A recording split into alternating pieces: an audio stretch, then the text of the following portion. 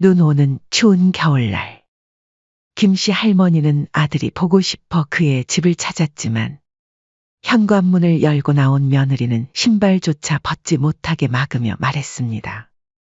이게 몇 번째세요? 미리 연락도 없이 오시지 말라고 했죠? 연락했는데 내가 못 본 것 같아. 그냥 지나가는 길에 영철이 얼굴만 잠깐 보려고 온 거야. 너무 그렇게 화내지 마렴. 하! 어머님이 말로 하니까 잘 못 알아들으시나 본데. 이번 기회에 어머님 버릇을 단단히 고쳐드려야겠어요. 너 그게 무슨 말버릇이야? 저희 집에 한 발자국도 들어오지 마세요. 당장 나가시라고요. 순간 며느리의 말이 끝나기가 무섭게 옆방에서 발자국 소리가 들려왔습니다. 김씨 할머니는 아들이 분명 집에 있다는 걸 알 수 있었습니다.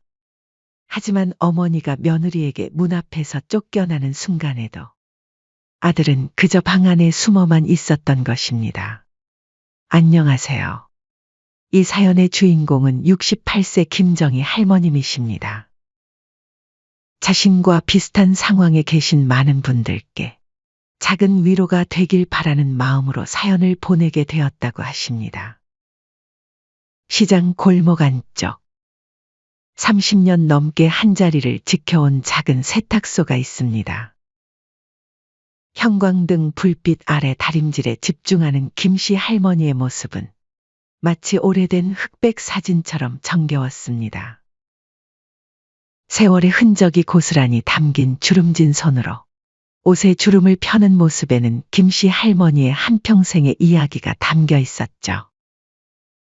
세탁기가 돌아가는 소리를 들으며 김씨 할머니는 문득 30년 전 이 자리에서 남편과 함께 세탁소를 차렸던 그때를 떠올렸습니다. 설레는 마음으로 첫 손님을 기다리던 날, 남편은 늘 따뜻한 말 한마디를 잊지 않았습니다. 세탁기 돌아가는 소리를 배경음악 삼아 다림질하는 손놀림에 맞춰 흥얼거리던 노랫소리가 아직도 귓가에 생생합니다. 하지만 그 평화로운 일상은 비 오는 월요일 아침, 한 통의 전화로 산산이 무너지고 말았습니다. 바로 평소처럼 일찍 나가 수리용품을 사러 나갔던 남편이 교통사고를 당했다는 전화였습니다. 김씨 할머니는 그날의 기억을 지금도 잊지 못합니다. 병원 영안실에서 남편의 차가운 손을 잡고 있을 때 5살 배기 아들 영철이가 울먹이며 물었습니다. 엄마, 아빠 어디 가셨어요? 여기 너무 무서워요. 김씨 할머니는 아들을 품에 꼭 안은 채 대답했습니다. 아빠는 잠시 멀리 가셨어. 이제 우리 영철이랑 엄마랑 둘이 잘 살아보자. 그날 이후 김씨 할머니의 하루는 새벽 5시에 시작됐습니다. 혼자서 세탁기를 돌리고 다림질을 하고 손님을 맞이하는 일은 녹록지 않았습니다. 하지만 그 모든 것을 김씨 할머니 혼자 해내야 했습니다. 특히 겨울이면 다림질로 지친 손목이 얼얼해져도 감기로 고열에 시달려도 하루도 쉴 수 없었습니다. 일을 쉬는 날 하나가 곧 끼니 하나를 거르는 일이었기 때문입니다. 그래도 잠든 아들의 평화로운 얼굴을 보면 모든 힘듦이 눈 녹듯 사라졌습니다. 퇴근 후에는 잠잘 시간조차 부족했지만 그 시간마저 오히려 행복했습니다. 시간은 흘러 영철이는 공부도 열심히 해서 서울의 좋은 대학에 합격했고 졸업 후에는 대기업에 취직했습니다. 첫 월급날 아들 영철이는 어머니를 시내 최고급 한정식 집으로 모셨습니다. 엄마, 이제부터는 제가 엄마를 책임질게요. 그동안 너무 고생 많으셨어요. 이제는 세탁소도 그만두시고 집에서 편히 쉬세요. 그 말을 들으며 김씨 할머니의 눈시울이 붉어졌습니다. 평생 처음으로 누군가에게 기대도 될 것 같은 순간이었습니다. 어머니, 저 결혼하고 싶은 여자가 생겼어요. 어머, 그게 정말이니? 세상에! 얼마 후 아들 영철이는 회사에서 만나 교제 중인 여자친구의 얘기를 꺼냈습니다. 결혼을 전제로 만나고 있다며 저에게 소개시켜주고 싶다고 했었죠. 이름은 박소연으로 당차고 예쁜 아가씨였습니다. 첫 만남에서 며느리가 될 소연은 세련된 말투와 공손한 태도로 김씨 할머니의 마음을 사로잡았습니다. 명품 핸드백을 메고 화려한 장신구와 네일까지 한 모습이 눈에 띄었지만 김씨 할머니는 그저 요즘 젊은 사람들은 다 그러려니 했습니다. 어머님, 안녕하세요. 오빠한테 말씀 많이 들었어요. 혼자서 오빠를 훌륭하게 키우시느라 너무 고생 많으셨죠. 제가 앞으로 딸처럼 모시면서 살게요. 그 말을 듣는 순간 김씨 할머니의 마음속 빈자리가 따뜻하게 채워지는 것 같았습니다. 하지만 결혼 준비 과정에서 예상치 못한 난관에 부딪혔습니다. 서울에 치솟는 집값은 새로 시작하는 신혼부부에겐 너무나 높은 벽이었습니다. 영철이는 퇴근 후 집에 들러 한숨 섞인 목소리로 말했습니다. 엄마, 서울 집값이 너무 올라서 회사원 월급으론 택도 없을 것 같아요. 소연이도 서울집 아니면 안 살겠다고 하고, 이러다가 저 무사히 결혼은 할 수 있을까요? 가뜩이나 장모님도 저를 마음에 들어 하시는 눈치가 아니시던데. 그 말을 듣자마자 김씨 할머니는 마음을 단단히 먹었습니다. 30년 넘게 모은 적금을 깨고 살고 있던 집까지 팔아 아들 내외에게 서울 역세권 30평 아파트를 마련해 주기로 한 것입니다. 평생을 함께했던 세탁소도 정리했습니다. 이제는 아들을 위해 자신의 전부를 내어줄 때라고 생각했습니다. 영철아, 이 집 이제부터 내 집이야. 엄마가 우리 아들 잘 살 수 있게 마련해 놨으니 이제 걱정하지 말어. 아들은 김씨 할머니의 손을 꼭 잡으며 눈물을 흘렸습니다. 엄마, 정말 감사합니다. 이 은혜 절대 잊지 않을게요. 앞으로 평생 어머니 잘 모시면서 살게요. 결혼식 날이었습니다. 축하꽃으로 가득한 예식장에서 신랑 신부가 입장할 때 김씨 할머니의 눈에는 뜨거운 눈물이 고였습니다. 평생 고생만 하며 살아온 자신의 인생에서 가장 의미 있는 순간이었습니다. 하지만 슬프게도 그 행복은 오래가지 못했습니다. 결혼식을 치른 지 석 달도 채 되지 않은 그때부터였습니다. 며느리의 태도가 180도 달라지기 시작한 것은 처음에는 사소한 변화였습니다. 어머님, 지금은 좀 바빠서요. 나중에 다시 연락드릴게요. 전화를 걸 때마다 며느리는 이런 핑계를 대며 전화를 끊었습니다. 약속한 그 나중은 결코 오지 않았습니다. 오늘은 둘이서 시간 보내려고요. 죄송해요. 몸이 좀 아프네요. 아들 집에 용건이 있어 찾아가려 할 때면 이런 가지각색의 변명들이 돌아왔습니다. 그래, 알았다. 다음에 가마 몸 조심하렴. 김씨 할머니는 신혼이라 그럴 수도 있지. 내가 눈치가 없었구먼. 하며 혼자 위안을 삼았습니다. 새댁이라 정신없을 테고 둘만의 시간이 많이 필요할 거라 생각하니 이해가 되기도 했습니다. 하지만 문제는 이것이 아니었습니다. 시간이 흐를수록 며느리의 냉담한 태도는 더욱 노골적으로 변해갔습니다. 어느 날은 반찬을 들고 아들 집에 방문했을 때였습니다.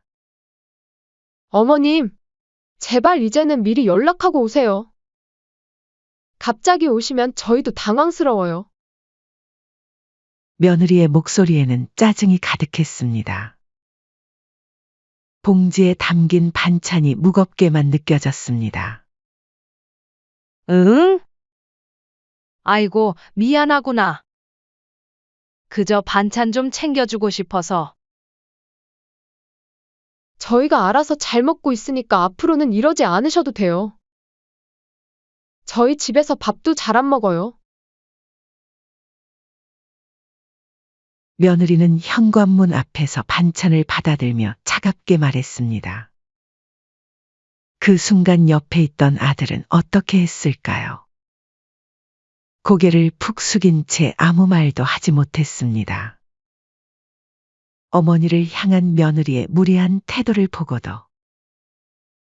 말 한마디 하지 못하는 아들의 모습이 김씨 할머니는 더욱 서글펐습니다. 김씨 할머니는 허망한 마음으로 집으로 돌아가야 했습니다. 이런 식으로 며느리는 김씨 할머니가 1년 중 겨우 2~3번 아들 집에 들를 때마다 김씨 할머니를 차갑게 몰아붙였습니다. 어머님, 앞으로는 연락도 자제해 주세요. 그리고 특별히 무슨 일 없으시면 찾아오지도 않으셨으면 좋겠어요. 여긴 저희 가족의 공간이잖아요. 라는 말로 이어졌습니다. 나는 이제 가족이 아닌 걸까? 집으로 돌아오는 버스 안에서 김씨 할머니는 창밖을 하염없이 바라보았습니다. 1년이 지나고 어느새 김씨 할머니의 생신이 다가왔습니다. 김씨 할머니는 아들이 결혼하고 첫 생일이니 아들과 며느리가 직접 와서 축하해 주기를 바라며 손수 생일상을 차리고 계셨습니다. 하지만 그 기대는 산산조각 나버리고 말았죠. 생일날 아침 며느리는 김씨 할머니에게 전화를 걸었습니다. 어머님, 이번 생신 때는 시댁에는 못 갈 것 같아요. 저희 휴가 내서 일본 여행 가기로 했거든요. 돈은 보내드릴 테니까 그걸로 맛있는 거나 사드세요. 며느리의 말투에는 미안함이라곤 찾아볼 수 없었습니다. 오히려 당당했습니다. 옆에서 아들은 아무 말도 하지 않았습니다. 그저 벙어리처럼 며느리의 옆에서 침묵할 뿐이었습니다. 그래, 알았다. 전화를 끊은 후 김씨 할머니는 한동안 멍하니 앉아 있었습니다. 서울의 아파트를 사줄 때 감사해요 어머니, 딸 같은 며느리가 될게요. 라는 며느리의 달콤했던 말들이 떠올랐습니다. 그 말을 순진하게 믿었던 자신이 우스워 보일 뿐이었죠. 생일날 점심, 김씨 할머니는 텅 빈 집에서 혼자 밥을 먹어야 했습니다. 작년까지만 해도 아들이 사온 케이크와 소박하지만 따뜻했던 생일을 비교되면 이번 연도 생일은 더욱 쓸쓸해 보였습니다. 아들과 며느리가 축하해 줄 거라 기대에 찼던 자신의 모습이 초라하게 느껴졌습니다. 그 일이 있은 후 한 달 뒤, 곧 사돈의 생신임이 생각나 축하 인사라도 보낼 겸 휴대폰을 켰습니다. 그러다 우연히 사돈의 SNS 프로필 사진을 보게 되었습니다. 거기엔 딸냄, 사위 잘 만나서 호강하네 라는 문구와 함께 해외여행을 가서 찍은 사진이 올라와 있었습니다. 사진 속에는 아들과 며느리가 환하게 웃으며 사돈댁 식구들과 함께한 모습이 담겨 있었습니다. 더구나 사돈댁은 명품 가방을 들고 있는 모습까지 보였습니다. 내 생일에는 찾아올 시간도 없다더니 사돈댁에선 온갖 사치스러운 건 다 하고 왔네. 김씨 할머니의 손이 떨려왔습니다. 자신의 생일날조차 방문하지 않았던 아들과 며느리가 사돈댁에게는 호화로운 해외여행을 보내주고 비싼 선물까지 사다 주었다는 사실에 가슴이 무너져 내렸습니다. 내가 뭘 그리 잘못했다고. 그저 아들 하나 잘 키워보려고 열심히 산 게 다인데 아이고. 그날 밤, 김씨 할머니는 오랫동안 분해서 잠을 이루지 못했습니다. 자신이 한평생 아들에게 헌신했지만 돌아온 것은 무관심과 외면뿐이라는 사실이 가슴에 사무쳤습니다. 모든 희생이 헛되게 느껴졌습니다. 견디다 못한 김씨 할머니는 용기를 내어 아들에게 전화를 걸었습니다. 영철아, 엄마도 좀 서운하구나. 너희가 사돈댁엔 여행도 보내주고 선물도 하면서 이번 엄마 생일에는 그렇게 할 수 있니? 하지만 돌아온 건 예상치 못한 차가운 반응이었습니다. 엄마, 저도 소연이랑 장모님 등살에 죽을 맛인데 엄마까지 왜 그래요? 저 피 말리는 거 보고 싶으셔서 그래요? 아니, 나는 그런 말이 아니라. 그래도 엄마도 생일인데. 됐어요. 한두 번 하는 것도 아니고 생일이 뭐라고 이렇게까지 유난이신지 모르겠어요. 잘 알겠으니까 다음에 연락해요. 그 말을 듣는 순간 김씨 할머니의 가슴이 무너져 내렸습니다. 선물이 중요한 게 아니라 사돈은 챙겨주면서 이 엄마는 차별하고 그리고 아들에게 진심으로 축하받지 못한 게 서운한 것뿐이었는데. 김씨 할머니는 이보다 더 큰 상처가 있을 수 있을까 싶었습니다. 하지만 슬프게도 더 충격적인 사건이 발생하고 말았습니다. 12월 눈 오는 추운 겨울날. 그날의 기억은 김씨 할머니의 마음에 지울 수 없는 상처를 남겼습니다. 김씨 할머니는 그날따라 아들이 너무 보고 싶어 아들의 집을 찾았지만 현관문을 열고 나온 며느리는 신발조차 벗지 못하게 막으며 말했습니다. 이게 몇 번째세요? 미리 연락도 없이 오시지 말라고 했죠?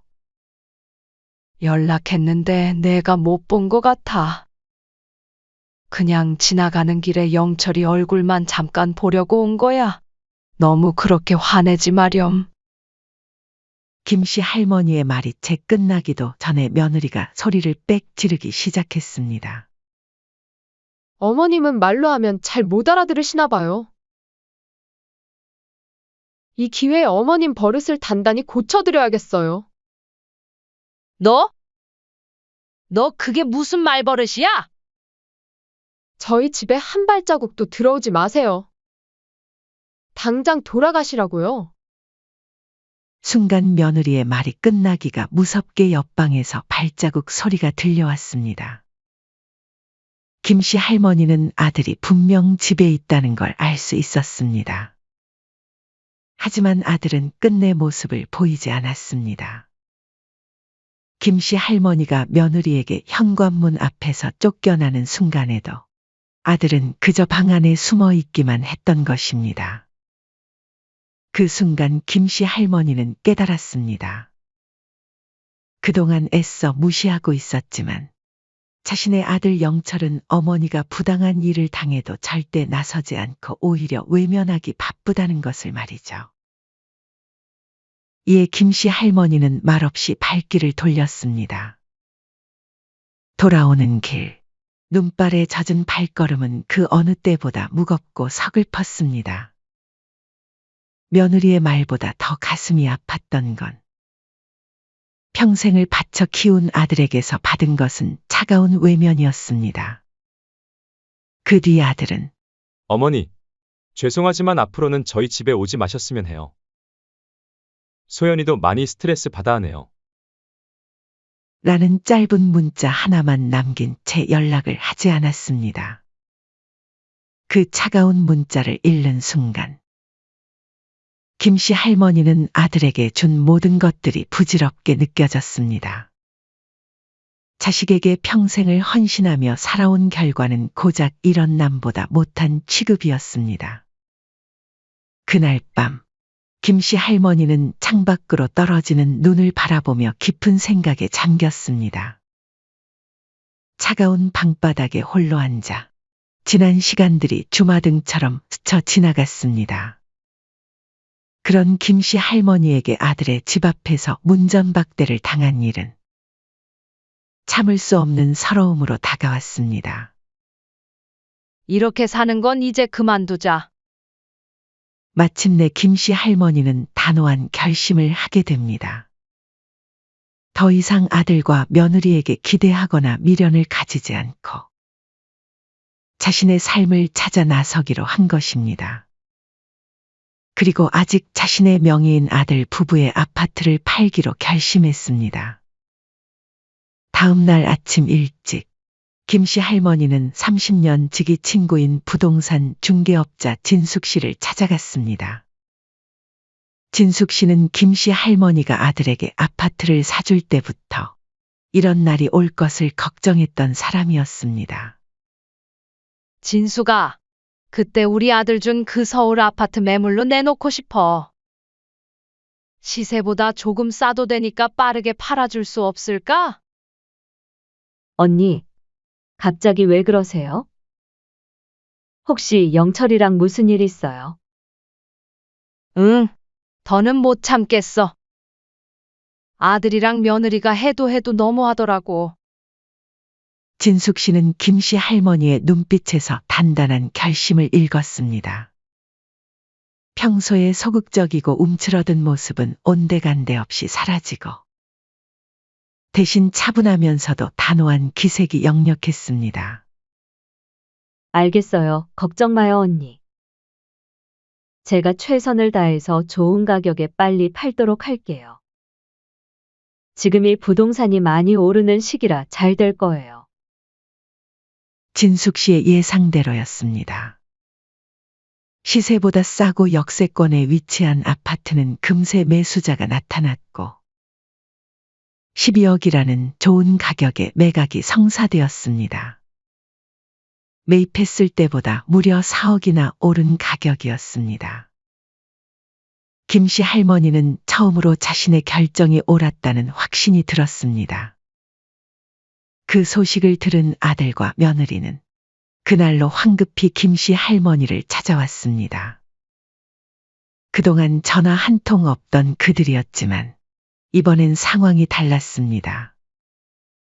현관문을 열자마자 아들은 무릎을 꿇었습니다. 엄마! 아무리 서운하셔도 그렇지. 집을 팔아버리면 저흰 어떡하라고요? 아들의 목소리는 떨리고 있었습니다.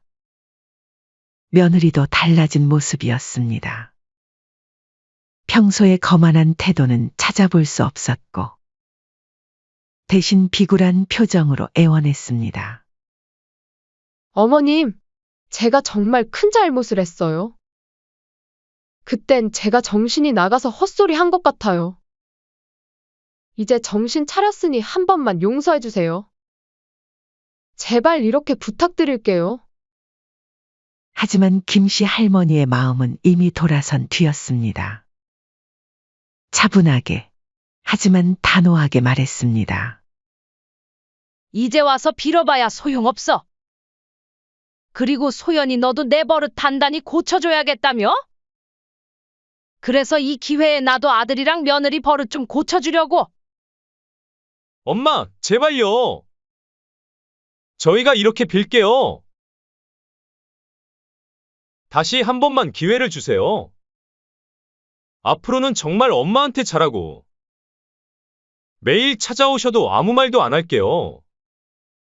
아들은 눈물을 흘리며 매달렸습니다. 영철아, 내가 쫓겨날 땐 들은 척도 안 하더니 이제 와서 한 번만이라니? 내가 찾아갈 때마다 오지 말라고 했지. 이제부터는 나도 굳이 사정하면서 너희 얼굴 안 볼란다. 너네 챙겨줄 돈으로 내 옷 사 입을 거고 너희 볼 시간에 여행이나 다닐 거야. 아참, 이제 지금 집에서 이사할 거란다. 연락해봤자 나 안 받을 거고 내 집 현관문 앞에서 절하고 빌어도 안 열어줄 테니까 그렇게 알아. 너희가 그랬던 것처럼 말이야. 김씨 할머니의 단호한 말투에 아들과 며느리는 더 이상 아무 말도 하지 못한 채 무릎만 꿇고 있었습니다. 비굴하게 무릎 꿇고 애원하는 아들과 며느리를 보며 김씨 할머니는 그동안 받았던 모든 모욕과 서러움이 싹 씻겨져 내려가는 것 같았습니다. 아파트를 매각한 후 김씨 할머니는 우선 교회의 조용한 동네에 마당 딸린 작은 전원주택을 구했습니다.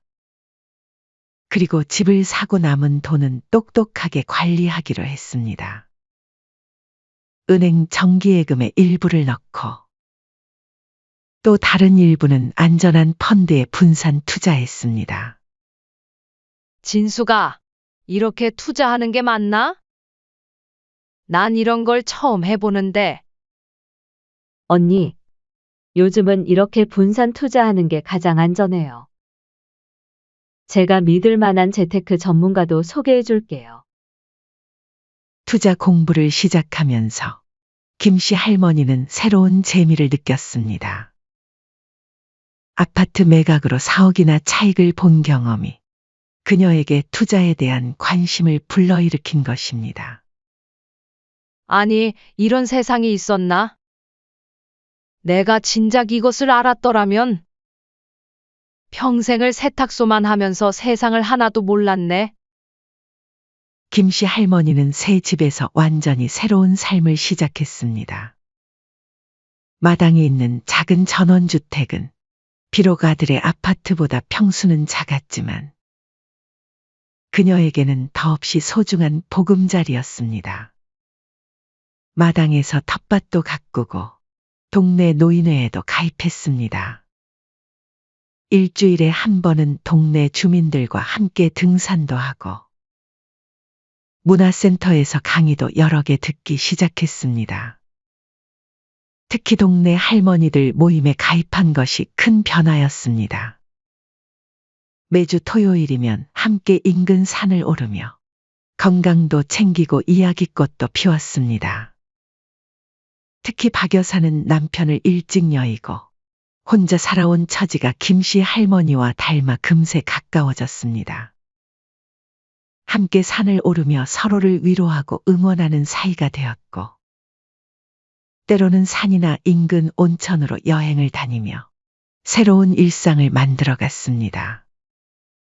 어느 날 박 여사가 김씨 할머니에게 말했습니다. 김 씨는 처음 만났을 때보다 얼굴이 참 좋아 보여요. 젊어진 것 같기도 하고. 비결이 뭐예요? 그럴 때마다 그녀는 살포시 미소를 지을 뿐이었습니다.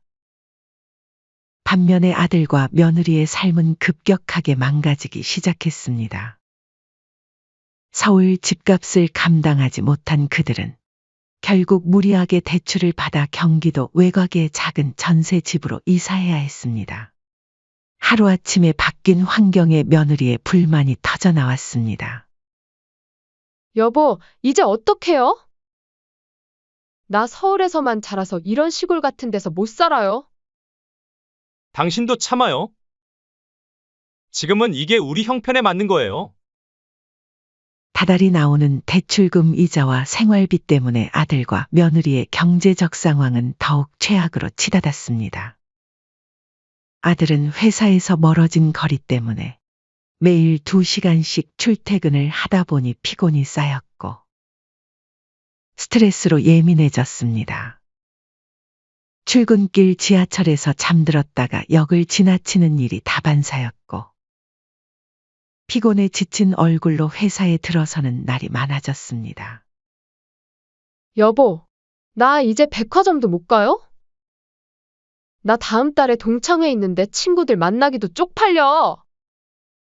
며느리는 매일같이 아들을 들들 볶아댔고 결국 둘은 하루가 멀다 하고 다투기 시작했습니다. 아들은 회사 급여만으로는 생활이 안 된다는 것을 깨닫고 퇴근 후에 대리운전을 시작했습니다. 낮에는 회사에서 일하고 밤에는 대리운전을 하는 생활이 이어졌지만 늘어나는 지출을 감당하기엔 역부족이었습니다. 며느리의 씀씀이는 줄어들 기미가 보이지 않았고 결국 신용카드 연체가 시작되었습니다. 당신 도대체 돈을 어디다가 펑펑 쓰는 거야? 또 카드값 연체됐잖아요.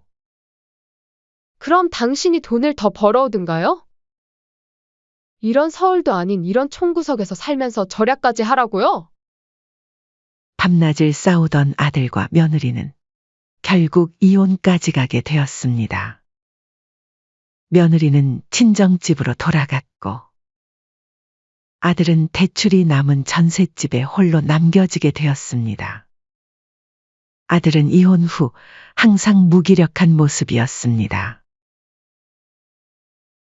회사에서도 집중력이 떨어져 상사의 질책을 자주 받았고 승진에서도 누락되었습니다.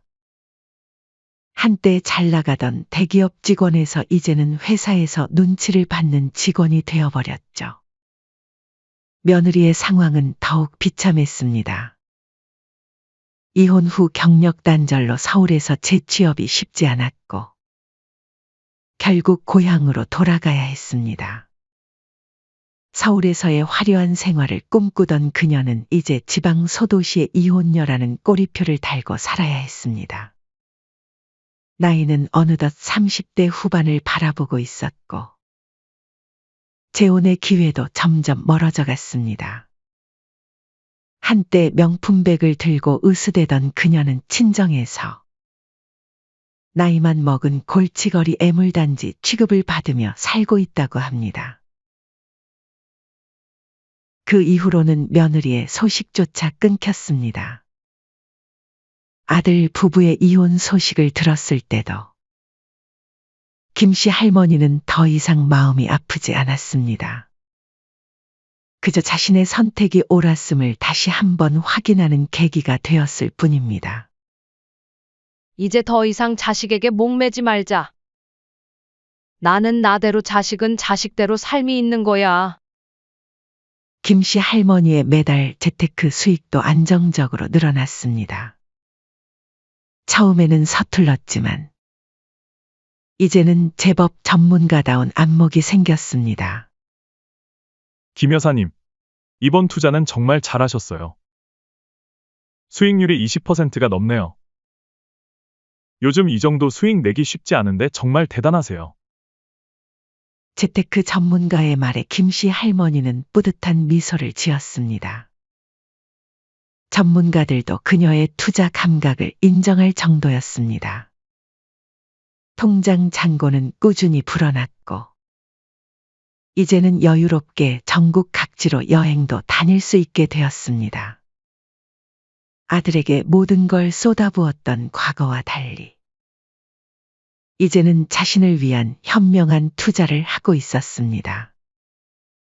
이제 더 이상 월세 단칸방에서 살지 않아도 됐고 누구의 눈치를 보며 살지 않아도 됐습니다.